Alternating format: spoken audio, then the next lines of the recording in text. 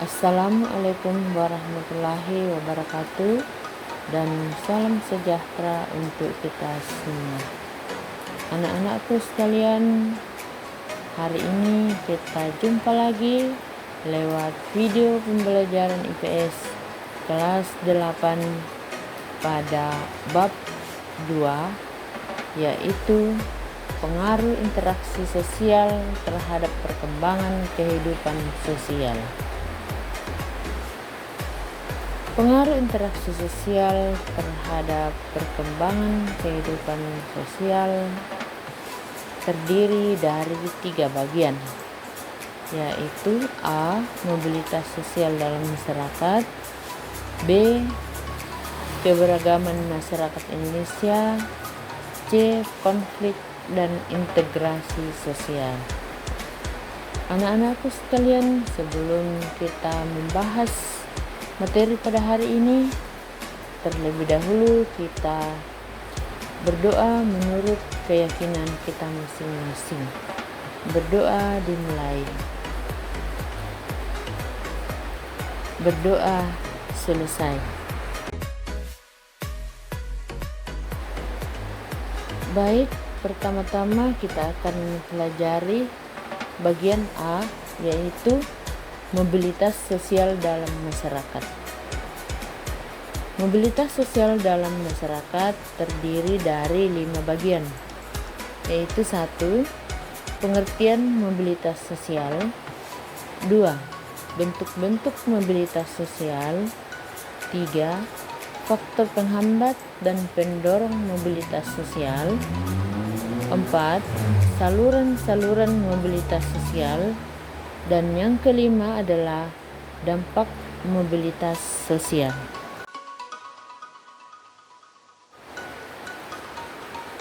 Yang akan kita bahas pada hari ini yaitu 1. Pengertian mobilitas sosial, dan yang kedua adalah bentuk-bentuk mobilitas sosial. Tujuan pembelajaran yang akan kita capai adalah 1. Memahami pengertian mobilitas sosial. 2. Mendeskripsikan bentuk-bentuk mobilitas sosial.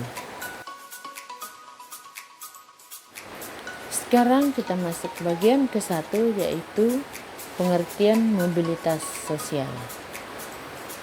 Mobilitas sosial berasal dari bahasa Latin yaitu mobilis, artinya mudah dipindahkan atau bergerak dari satu tempat ke tempat lain.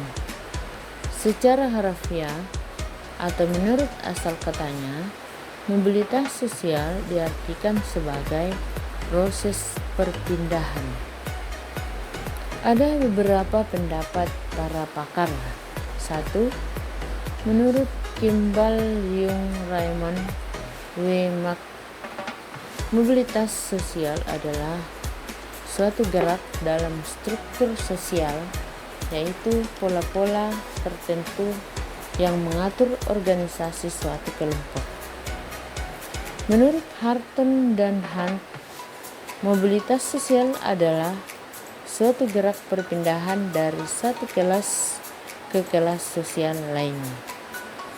3. Menurut William Kornblum, mobilitas sosial adalah perpindahan individu-individu atau keluarga-keluarga dan kelompok sosial dari satu lapisan ke lapisan sosial lainnya. Kemudian bagian yang kedua, yaitu bentuk-bentuk mobilitas sosial. Bentuk-bentuk mobilitas sosial terdiri dari 3, yaitu mobilitas vertikal, mobilitas sosial horizontal, dan mobilitas sosial lateral. Mobilitas sosial vertikal adalah gerak perpindahan status atau kedudukan menuju status dan kedudukan baru yang tidak sederajat, artinya kedudukan yang lebih tinggi atau lebih rendah. Mobilitas sosial vertikal dibedakan menjadi dua bentuk, yaitu satu, mobilitas sosial vertikal naik atau social climbing adalah gerak perpindahan status atau kedudukan seseorang menuju status atau kedudukan yang lebih tinggi. Yang kedua, mobilitas sosial vertikal turun atau social sinking adalah perpindahan status atau kedudukan seseorang menuju status atau kedudukan yang lebih rendah. B. Mobilitas sosial horizontal. Mobilitas sosial horizontal adalah gerak perpindahan status atau kedudukan seseorang menuju status atau kedudukan baru yang sederajat.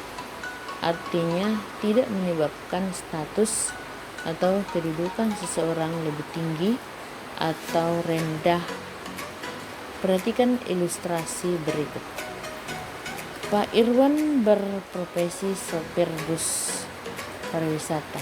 Beliau sudah menjadi sopir kurang lebih 5 tahun. Pak Irwan terbiasa mengemudi bus lintas provinsi. Oleh karena itu, merasa fisiknya tidak sekuat saat awal menjadi supir. Pak Irwan mengundurkan diri. Kini beliau menjadi supir kargo yang beroperasi di kotanya. Selain tidak menguras tenaga, Pak Irwan memiliki waktu lebih banyak berkumpul bersama keluarga.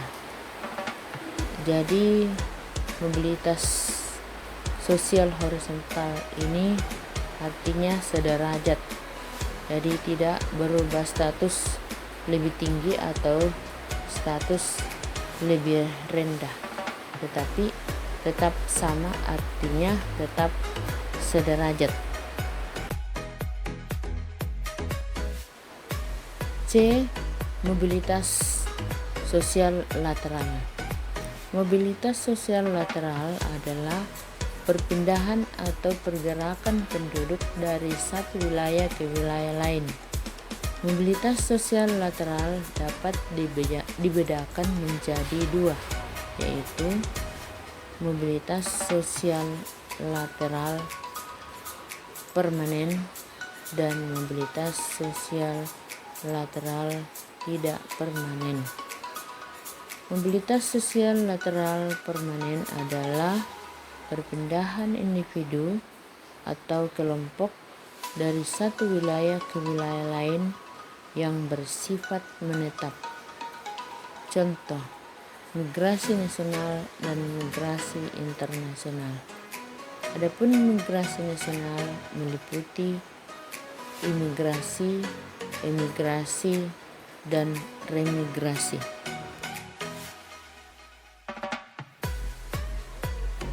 Yang kedua adalah mobilitas lateral tidak permanen. Adalah perpindahan individu atau kelompok dari satu wilayah ke wilayah lain yang bersifat tidak menetap atau sementara. Apabila urusannya telah selesai, maka individu atau kelompok tersebut akan kembali ke daerahnya semula. Mobilitas sosial tidak permanen juga disebut sirkulasi. Contohnya, para pelaju atau forensen, mereka memiliki mata pencaharian di daerah lain atau di kota lain, sehingga setiap hari mereka harus pulang pergi. Contoh lain misalnya seorang mahasiswa yang merantau di kota lain atau menuntut ilmu, kemudian kembali ke daerahnya ketika masa belajarnya telah selesai. Demikianlah pembahasan tentang mobilitas lateral permanen dan tidak permanen. Berikut latihan soal untuk penilaian keterampilan. Perhatikan orang-orang yang tinggal di lingkungan tempat tinggalmu. Kemudian tulislah secara singkat proses mobilitas sosial yang dialami oleh orang tersebut. Bisa juga orang-orang yang di dalam keluarga kita, apakah kakak atau ayah atau ibu yang mengalami proses mobilitas sosial, apakah proses mobilitas vertikal naik atau proses mobilitas sosial vertikal turun.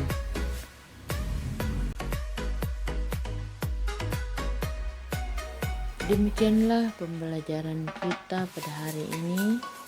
Semoga dapat bermanfaat dan dapat menyenangkan bagi anak-anakku semua. Dan saya akhiri dengan ucapan wassalamualaikum warahmatullahi wabarakatuh.